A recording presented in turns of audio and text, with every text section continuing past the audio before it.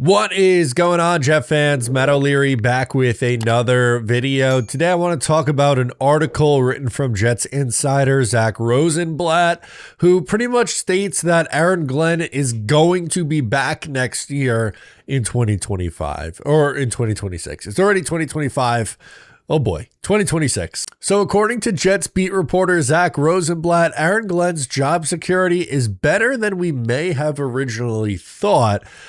He essentially is saying that Aaron Glenn is going to be back next year. And one of the biggest reasons why is Woody Johnson, the Jets owner, according to Zach Rosenblatt's sources, has stayed out of the way and is letting Aaron Glenn build the team and culture in his way. Now, one, Woody Johnson getting the hell out of the way and letting the football people run the show is long overdue and something that makes me happy.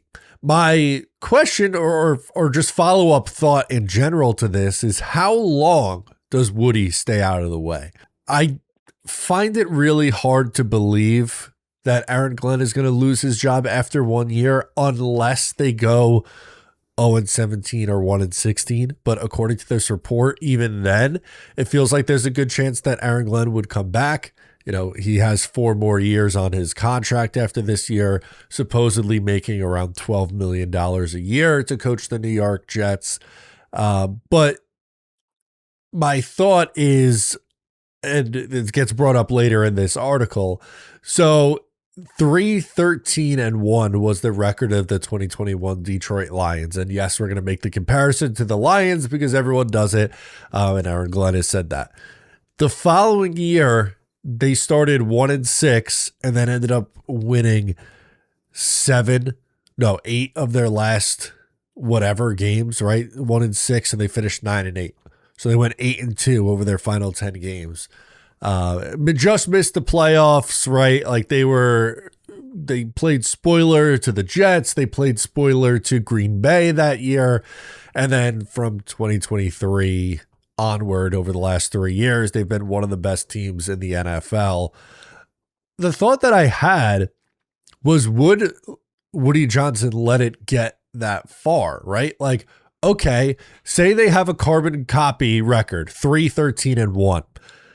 That seems like it's something that could be on the table for this team with how they played a 3-win season. Sounds about right. It could be worse, but 3 wins sounds about right.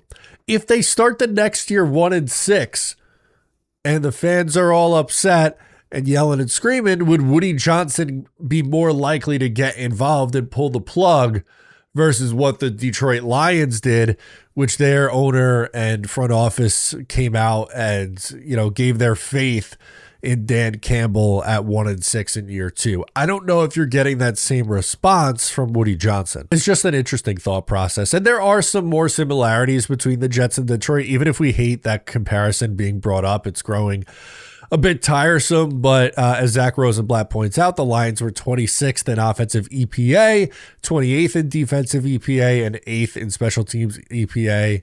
According to True Media, the Jets 28th in offensive EPA, 28th in defensive, and 9th in special teams EPA. Lions were outscored by 85 points in the first 3 quarters of those first 6 games, where they also started 0-6, while the Jets have been outscored by 65 points in their first 3 quarters of their games. Former Jet, and just on top of this, right, like obviously there are a lot of similarities over those numbers. And the Jets actually had a little bit better luck. They weren't getting nearly as blown out. 85 points versus 65 points, a 20-point difference.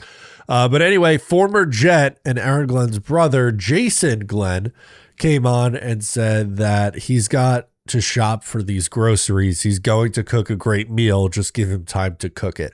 That's another shout out to former Jet head coach and Aaron Glenn mentor Bill Parcells, who had essentially said the same line about why it was important for the coach to be involved in the personnel. Okay, guys, my sleeper picks of the week: Rico Dowdle, 50+ rush yards, Mason Taylor, 40+ receiving yards, and finally, Breece Hall, more than 16.5 rushing attempts. Use promo code O'Leary for a deposit match up to $100. You can win up to 1,000 times your money. If your picks win, all you have to do is pick pregame or live more or less on their predicted stats. It's super easy. Download the app, put in promo code O'Leary, and you are set to go. Terms and conditions apply. I get it. This is going to bother a lot of Jet fans. People are already out on Aaron Glenn. And to be honest with you, while I am not out on Aaron Glenn through 6 games, I'm concerned. I think that's a fair way to describe how I'm feeling. I think especially after some of the mistakes I thought he made in the 6th game of the year against the Denver Broncos, the sequence at the end of the first half, the unwillingness to make a change at the quarterback spot in that specific game. Not to say that Tyrod Taylor has to take over and be the starting quarterback the rest of the year, but in that spot where they clearly weren't having anything going offensively, just feeling like blind faith to the quarterback is something that I didn't agree with. I just think this is maybe a bit of a more nuanced conversation, right? Like, if they do go 0-17 winless, first team ever to go 0-17, do you want this regime back with the number 1 pick and making a choice like a franchise quarterback?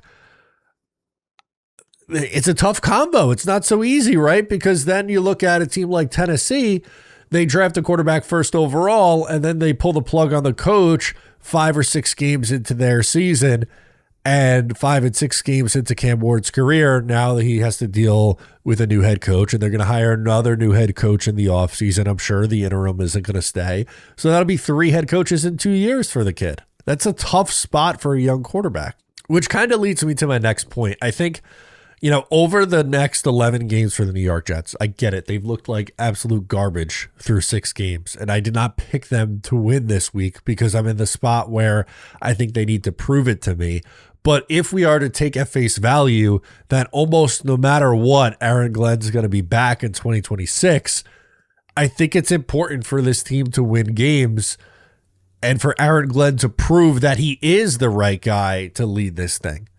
Whether it's the defense, which stepped up in week 6, if they continue to play at the level in which they did last week going forward, to me, that would be a really good sign because they started out, they were given 30 points up a game, and then they're acting. It doesn't even have to be like 13 points the rest of the year is unrealistic, but just a normal defense that's giving up maybe 20 points, 22 points a game defensively. There's more weeks for the Jets offense that look like week 1. They don't go winless. Maybe they play okay in their next 3 games, win 2 out of their next 3 games, and have a signature upset win against either, New England or, dare I say, Buffalo.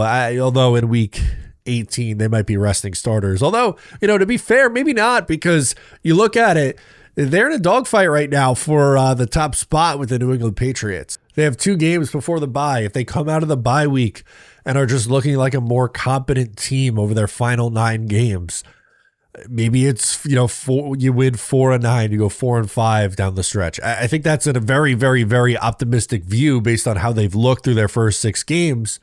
But there is still 11 more games to play.